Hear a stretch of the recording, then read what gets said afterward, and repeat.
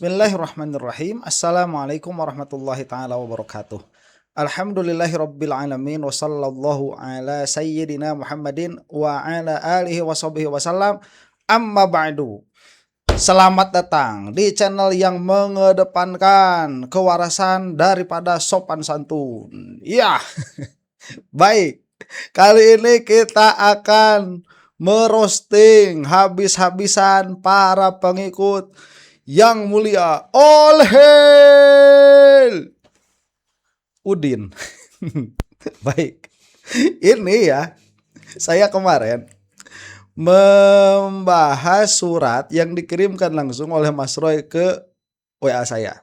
Dan saya membahas bahwa di situ Udin dipecat. Masih banyak saja orang itu, terutama para pendukungnya yang mulia Udin, gak percaya. Ya, oh itu tabayun dulu. Ya, tabayun gimana orangnya yang ngirimin langsung ke saya itu Mas Roy. Ya, kemudian saya tidak percaya. Ini hanyalah intrik. Intrik gimana? Nih ya, Anda itu jangan sampai, ini buat para pendukung All Hail yang mulia Udin ya. Jangan delusi. Inilah channel yang Anda sedang saksikan ini itu untuk menghilangkan delusi yang ada. Jadi melihat perkara itu harus sebagaimana adanya. Adanya jelas itu adalah surat dari Roy Suryo, beliau sendiri yang mengirimkan, beliau sendiri yang menandatangani. Itu nomor asli yang bersangkutan.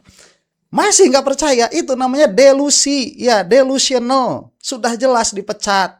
Nah sekarang saya lihat Mas Roy sudah mengatakan secara global, meskipun tidak menyebutkan nama siapa namanya itu yang mulia Udin.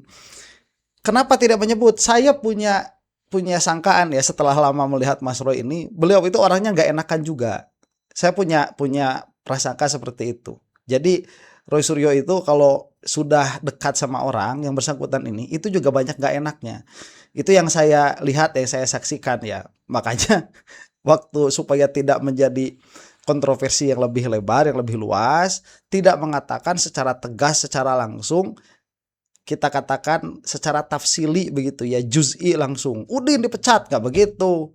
Tapi dengan nama kumpulan kuasa hukum yang ada di dalam nama Taka itu. Nah, itu disebutkan sekarang nih bakal kita saksikan ya. Oke. Bukan hanya Mas Roy, ternyata Dokter Tifa juga kesel sama kelakuan Udin itu. Dan yang saya kritisi dari Udin yang mulia itu hanyalah dalam permasalahan ini saja, bukan dalam permasalahan yang lain. Nah Anda jangan fanatik, atau udah gespuguh salah Mang Udin tanya Udin. Udah jelas salah dalam permasalahan ini. Lah kok kamu fanatik? Udah jelas salah Udin itu. Lihatlah yang salah itu salah pada posisi dia salah. Tidak menjadikan semuanya dia jadi salah. Baik ke belakang maupun ke depan. Hanya saja dalam permasalahan ini, yang mulia Udin itu sudah jelas salahnya. Itu ya. Dan kalau Anda mengatakan yang sopan dong, Mang Udin aja kagak ada sopan-sopannya sama Jokowi, ya itu kita mah sudah lah dalam pola pikir kita itu satu kasta saja sudah ya. jangan tajam ke bawah termul ke atas, begitu ya para hambanya yang mulia Udin. Baik, ini kita akan saksikan ya Mas Roy Suryo supaya tidak dikatakan channel saya ini menyebar hoax. Udah jelas dia pecat. Alasannya juga sama. Nih, kita saksikan. Oke, Assalamualaikum warahmatullahi wabarakatuh. Waalaikumsalam warahmatullahi wabarakatuh. Tadi sudah jelas. Ini Mbak Soraya dulu ya. Gamblang secara terukur sudah sebelum dijelaskan ini dari rekan kita, Pak Gofur. Sangat jelas, akurat bahwa hari ini agenda kita adalah hadir dalam kapasitas pembuktian dari mereka dua alat bukti tersebut. Kalau mereka bisa memberikan dua alat bukti tersebut, berarti kita langsung masuk kepada agenda selanjutnya. Untuk itu teman-teman tunggu kita, ya ikuti kita dan telusuri apa-apa yang menjadi jejak digital dari Dian Sandi, sehingga akurasi datanya menjadi jelas. Saya rasa pikir itu dulu maksudnya Pak Fro ya. Ya. Saya tambahkan, jadi Assalamualaikum warahmatullahi wabarakatuh. Waalaikumsalam warahmatullahi wabarakatuh. Dari wabarakatuh. Mas Gafur Sangaji dan juga dari Mbak Soraya.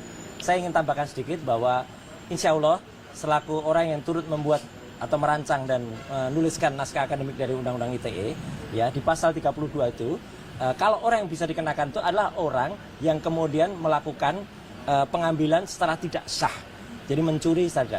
Dian Sandi dengan kesadarannya sendiri, dia memposting itu kepada publik, kepada khalayak publik, sehingga semua orang bisa melihat. Bahkan hari ini sudah jutaan orang, ada sekitar 8 atau 9 juta yang melihat itu dan bahkan mendownloadnya. Jadi dia sendiri yang menaruh itu ke tempat publik, bukan harus ada yang mencuri, dan sampai sekarang datanya masih ada. Itu yang paling penting saya tambahkan. Nah, ini hal penting yang kedua, ya. Baik, itu sebentar, itu sudah ya setelah fix ini sebelum pra peradilan, sebelum Prapid loh. Sempat-sempatnya ngebahas Yang Mulia Olhel Udin. Karena memang udah keterlaluan orang itu. Anda cobalah buka mata ya, yang mendukung Mang Udin itu. Coba buka mata. Dia itu sekarang sedang dalam keadaan salah. Dan ingatkan supaya kembali lagi kepada track ya, Yang Mulia Udin itu.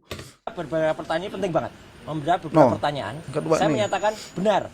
Ada surat yang saya tuliskan pada hari Sabtu tanggal 11 Juli yang lalu. Surat itu menegaskan bahwa tim kuasa hukum yang akan mendampingi saya sampai ke sidang pokok perkara, tidak hanya di pra peradilan, adalah tim yang selama ini sudah mendampingi saya, yang sudah berjuang mendampingi saya, yaitu yang antara lain isinya adalah Mas Gafur Sangaji dan Mbak Soraya, bukan yang lain. Jadi tidak ada lagi tim yang boleh mengatasnamakan kuasa hukum dari Roy Suryo, juga insya Allah juga Dr. Tifa yang saya tahu. Ya, betul, akan kita lihat nanti. Karena dia tidak mengikuti persidangan dan tidak mengikuti yang namanya pra peradilan dan tidak mengikuti eksepsinya Dr. Tifa. Baik, sebentar ya, dengerin tuh Yang Mulia Udin. Dengarkan ya Yang Mulia. Tuh ya, dipecat Anda tuh. Akan menegasikan eksepsi dan juga menegasikan pra peradilan. Betul. Kami ini berjuang tetap untuk membongkar ijazah Jokowi, ya. Dan tidak ada boleh mengatasnamakan rakyat, tapi dengan memenggal kepala orang lain atau mengorbankan orang lain. Kalau mau berjuang, penjarakan saya, bukan penjarakan klien saya. Betul. Saya ulangi, kalau mau berjuang, katakanlah penjarakan saya, tapi jangan mengatakan penjarakan klien saya. Ya, itu namanya mengorbankan orang lain. Saya kira teman-teman jelas apa yang saya maksud. Jadi per tanggal 11 Juli yang lalu, ya, saya sudah menandatangani surat untuk menghentikan kuasa khusus saya kepada tim yang lain. Tuh. Saya kira jelas ya apa yang saya jelas, maksud. Mas Roy. Dan terutama untuk pihak mainstream, pihak TV, tidak boleh lagi ada orang yang mengatakan itu. Sebenarnya kesalahannya hanya terjadi pada oknum. Kasihan sahabat-sahabat saya pada tim itu. Iya. Ya, jadi untuk sahabat-sahabat saya pada tim itu yang masih ingin berjuang, silahkan. Dengan tangan terbuka, masuk. Kami masih menerima kehadiran teman-teman, dan untuk masyarakat ya, kami tetap berjuang bersama, tidak ada pengkhianat. Yang pengkhianat adalah justru yang mengatasnamakan rakyat, tapi dia tidak berjuang atas nama rakyat. Ya. Dia berjuang untuk kepentingannya dia sendiri. Apa itu? Betul. Silahkan terjemahkan. HTI. Saya kira itu yang paling penting yang ingin saya sampaikan. Sekali lagi terima kasih HTI. Media alternatif dan juga untuk podcaster yang masih bersama saya dan seluruh ibu-ibu, bapak-bapak yang insya Allah masih ada bersama kita.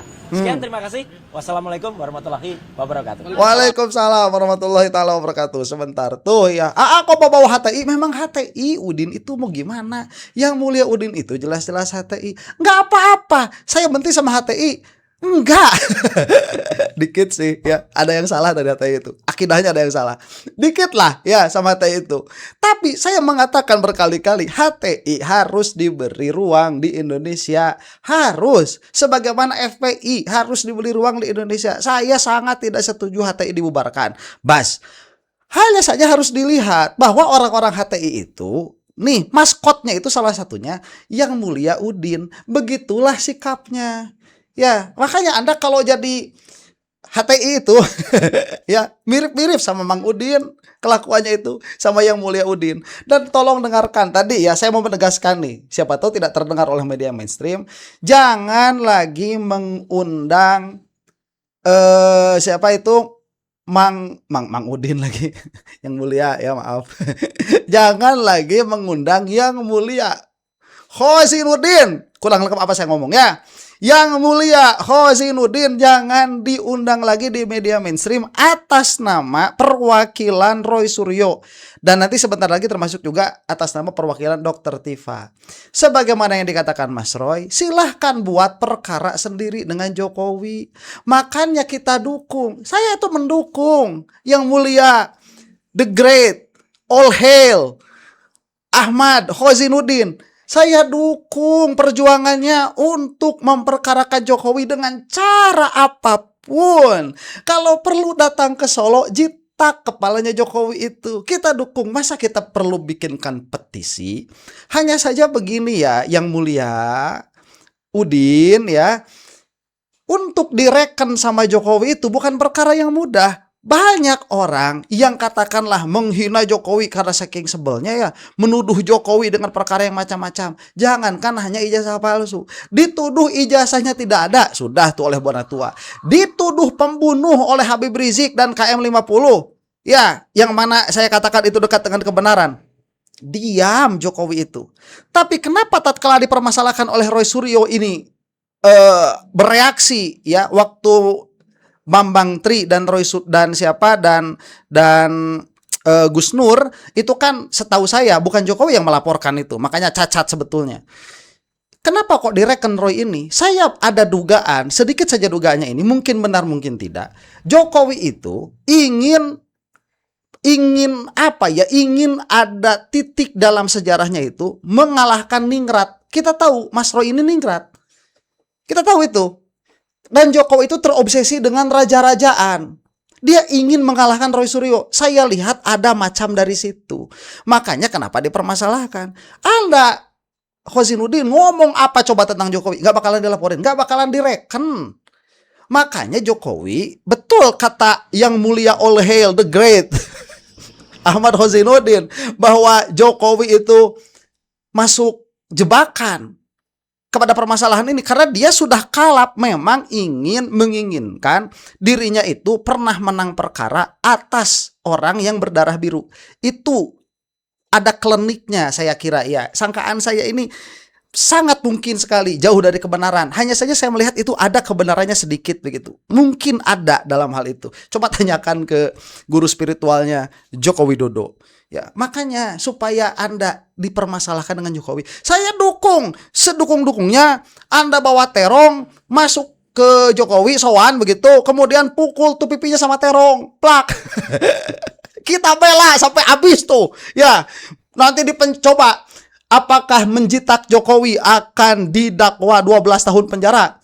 Ya, karena mentoknya juga 3 bulan 6 bulan itu kalau jitak orang itu. Apakah karena Jokowi yang dijitak itu akan melakukan pelanggaran yang sama 12 tahun atau 8 tahun? Nah, kita tidak tahu itu. Makanya coba sama yang mulia ya Ningrat, Mas Khozinuddin, coba datang ke Jokowi, jitak tuh kepalanya Jokowi. Ya, kalau misalkan itu sampai nanti dipidanakan, kita dukung.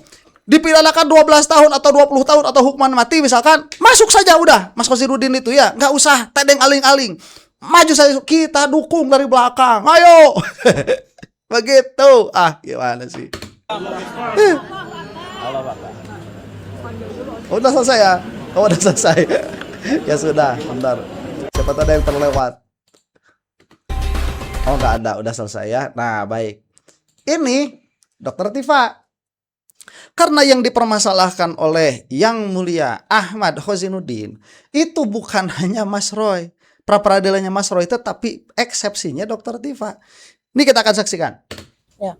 Kemudian ada satu hal lagi yang terkait dengan beberapa hari terakhir ya, ada kabar yang hangat ya tentang Komisi Yudisial. Itu akan dijelaskan oleh advokat Ustadz Deddy Sodari. Silakan, Ustadz. Assalamualaikum warahmatullahi wabarakatuh. Waalaikumsalam warahmatullahi Menyambung wabarakatuh. apa yang disampaikan oleh Dr. Tifa, kami ingin ingatkan lagi bahwasanya untuk masalah KY, kami saat ini belum sama sekali memberikan surat apapun kepada KY. Karena apa? Untuk menyikapi KY itu kami masih ingin melakukan sesuatu dimusyawarahkan dulu secara internal kami. Betul. Insya Allah mungkin dalam 1-2 hari ini kami akan mendapatkan dan nanti kami akan beritahukan lebih lanjut lagi. Ya, Ya. Insya Allah. Jadi mohon dicatat bahwasanya kami sampai saat ini belum melakukan suatu tindakan apapun terhadap KY berhubungan dengan Iya. KY. Sudah Ya, lancang oke. itu. Ya, baik. Terima kasih Ustadz. Ada yang mau nambah tentang KY? Ya. Ya. Ditekankan bahwa kita mau rapat. Ya, bahwa di kabar yang berita di media sosial itu bukan dari pihak tim lawyer kita. Tuh. Tim lawyer kami sampai hari ini belum melakukan tindakan apapun dan belum mengambil sikap apapun terhadap KY karena persidangan masih berjalan dengan baik, ya, masih fair menurut kami ya sikap hakim. Jadi dalam 2 hari ini kemungkinan 2 atau 3 hari kami baru setelah persidangan berikut akan mengkaji jalannya persidangan, apakah perlu kami membuat surat ke KY atau tidak. Tuh. Ya, seperti itu aja dulu ya. Iya, baik. Betul. Bentar ini tiba-tiba datang ke KY lah orang yang sedang berperkaranya nggak minta. Macam apa coba ini? Ya nggak sopan, inkonstitusional, melanggar asas-asas pengacara, kuasa hukum. Banyak sekali yang dilanggar oleh Yang Mulia Ahmad Khozinuddin. Banyak sekali yang dilanggar itu. Cobalah dalam hal ini ya, mau HTI, mau NU, mau Muhammadiyah, yang jadi hamba-hambanya siapa? Mas Khozinuddin yang mulia itu, cobalah dalam hal ini insaf saja. Kita supaya bisa jernih pikiran itu, berlaku insaf, berlaku adil. Mas Khozinuddin yang mulia itu sedang salah. Coba diingatkan. Jadi teman-teman semuanya, masyarakat Indonesia supaya clear ya bahwa tim TPDT sampai dengan hari ini belum melakukan tindakan apapun terkait dengan KY. Jadi masih kami kaji dan sejauh ini sidang sudah berjalan baik ya, sudah berjalan baik. Hakim juga baik, JPU pun juga demikian. Artinya sidang berjalan dengan lancar sehingga kami belum membuat sebuah pemikiran ya apakah KY perlu kita libatkan di dalam sidang yang terkait dengan saya. Jadi demikian ya teman-teman, semuanya clear ya, dan saya mengharapkan agar doa, dukungan dan semua dari teman-teman dari seluruh masyarakat Indonesia terus membersamai kita dalam memperjuangkan keadilan dan kebenaran. Terima kasih. Amin. Assalamualaikum warahmatullahi wabarakatuh. Waalaikumsalam warahmatullahi Yang pertama wabarakatuh. adalah dalam dakwaan kemarin banyak disebutkan justru kesaksian dari Kompol Syarif, yang mana Kompol Syarif selalu dilibatkan Ini di dalam menarik. kasus ijazah ini. Dia yang Ya. melaporkan ke Pak Jokowi. Apakah Bu Tifa melihat di sini ada semacam keanehan ya, seolah-olah dialah yang nanti akan dijadikan sebagai saksi tunggal di dalam pembuktian kasus ini, atau seperti apa tanggapannya? Itu yang pertama. Baik. Terus yang kedua adalah soal BAP yang tadi disebutkan Dr. Tifa bahwa BAP-nya itu tidak lengkap yang diberikan oleh jaksa. Apakah masih akan ada upaya Dr. Tifa untuk tetap meminta BAP dari jaksa meskipun itu belum sampai dengan hari ini tadi disebutkan belum lengkap ya? Ya. Baik, Silakan. sebentar. Itu mengenai persidangan Dr. Tifa ya, dan video ini kan sedang membahas oleh Yang Mulia Khozinuddin. Kita kan sedang membahas beliau yang mulia itu ya. Maka kita langsung saja nih ke permasalahan, karena salah satu yang gagal paham dari Yang Mulia Udin itu bahwa ini adalah persidangan Jokowi sebagai korban, bukan Dr. Tifa yang menjadi korban dari sisi hukum, bukan Jokowi yang sedang diadili ini, Dr. Tifa. Ya, Yang Mulia Udin itu kayaknya, ayo, udah jelas jebakan ini, jebakan kok, itu ada jebakan, ayo kamu maju. Ya kan, amit-amit kan, amit-amit. Itu gimana keadaannya itu? Amit-amit, dan ini bukan sebentar loh, 12 tahun. Amit-amit ini sedang menjijikan meskipun mulia begitu ya. Nih kita saksikan nih. Saya sampaikan terkait dengan pernyataan ini, saya ingin mengingatkan kepada seluruh masyarakat Indonesia bahwa sidang yang berjalan dengan saya sebagai terdakwa itu adalah atas sidang dua hal yang dijadikan sebagai jadi satu.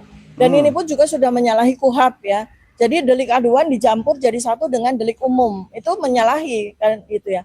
Tetapi intinya adalah yang didakwa itu saya, bukan Pak Joko Widodo. Jadi Nah. di sini adalah saya didakwa oleh Pak Joko Widodo melakukan pencemaran nama baik, fitnah dan melakukan manipulasi terhadap informasi elektronik yang dia punya, kan itu. Jadi kemudian ini bukan sidang pembuktian ijazah, teman-teman ya. Nah, Bukan sidang pembuktian ijazah. Ya, ijazah ini hanya menjadi sebuah dokumen yang melengkapi menjadi bukti apakah saya memang mencemarkan nama baik atau saya melakukan fitnah atau saya betul-betul melakukan manipulasi terhadap dokumen yang sama sekali belum pernah saya pegang. Karena apa? Karena yang saya jadikan sebagai bahan kajian itu adalah benda digital yang beredar di internet. Ini supaya tahu, yang beredar sejak tanggal 1 April 2025 yang diupload oleh orang bernama Dian Sandi. Jadi itu bukan dokumen ijazah milik Joko Widodo, sebab ijazah Joko Widodo andai kata ada, karena ada satu ahli yang bernama Dr. Bonatwa Silalahi ya sudah membuktikan secara administrasi publik bahwa ijazah Joko Widodo itu tidak ada. Yang ada yang beredar, yang dipakai itu hanya fotokopinya saja. Nah, jadi dan itu sama sekali bukan domain saya untuk melakukan kajian tersebut. Yang saya pakai sebagai bahan kajian sekali lagi adalah benda digital yang beredar di internet. Nah, Ya, kalau memang Pak Joko Widodo itu adalah betul-betul lulusan UGM tahun 1985, beliau sama sekali tidak punya ijazah elektronik. Beliau sama sekali tidak punya dokumen elektronik. Yang beliau miliki hanyalah ijazah kertas analog. Dan kita semua juga sama sekali belum pernah melihat kan ijazah analog seperti apa. Jadi itu adalah tuduhan yang salah alamat. Sekali lagi adalah saya tegaskan bahwa sidang yang sedang saya jalankan ini bukan sidang terkait dengan pembuktian ijazah Joko Widodo, ya, tetapi terkait dengan saya didakwa, sehingga yang saya lawan itu adalah dakwaan atas perbuatan yang didakwakan kepada saya. Nah, apabila ada pihak-pihak yang ingin sekali mendakwakan pemalsuan ijazah Pak Joko Widodo atau ingin membawa peristiwa atau kasus ini ke persidangan, maka silakan Anda bikin laporan.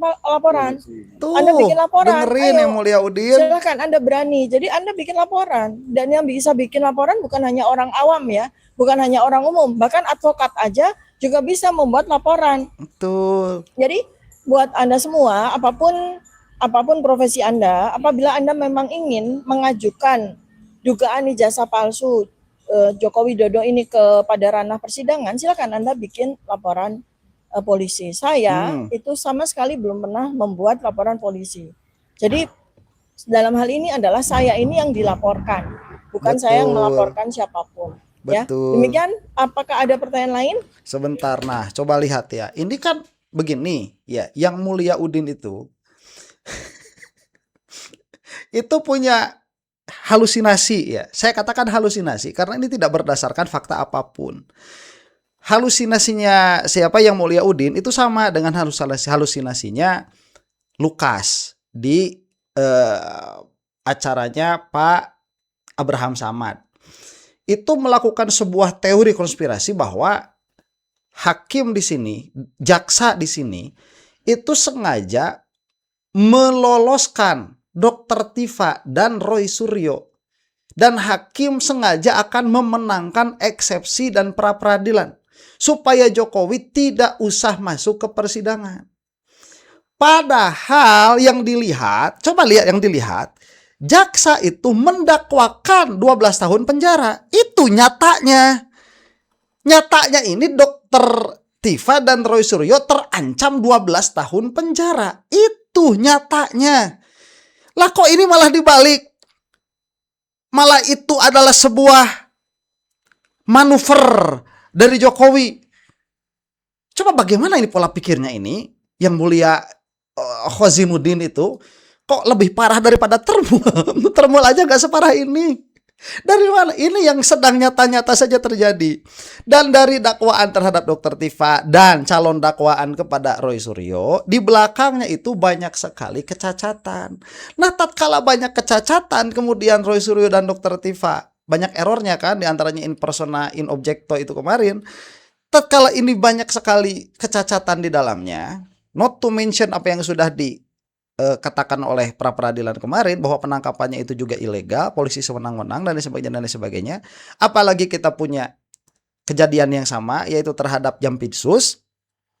Kemudian Mas Roy melakukan pra peradilan, kemudian Dokter Tifa melakukan eksepsi. Lah kok yang disalahkan Dokter Tifa sama Roy Suryo, kan aneh. Jelas-jelas yang salah di sini adalah penyidik dan kejaksaan, dan jaksa itu yang jelas-jelas salah. Maka itulah yang diperjuangkan.